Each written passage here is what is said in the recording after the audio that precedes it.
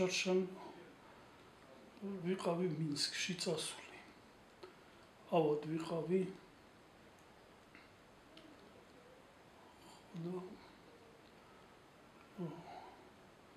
პრობლემები შემიქმნეს შესასვლელშიც და გამოსასვლელშიც. ეს იყო მაისში. ეხლაც იგივე პრობლემის წინაშე დავდექი. ისევ არ მიშვებდნენ და ჩამომაყენეს სადღაც საათნახევარი. ეხლა როდის, ანუ 2-3 დღის წინ, ხო? 2-3 დღის წინ. ავად იყავით თან, ხო? როგორც ვიცი. თან ავად კი არ ძალიან ცუდად ვიყავი. და რა გახდა ამ შეფერხების მიზეზი, რატომ?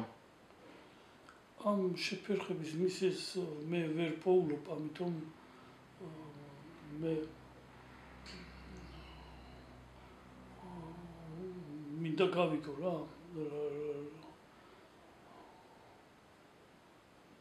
არის ამის მიზეზი. მე მაინტერესებს რატომ არ გაცილებული და რატომ შვებიან ამას.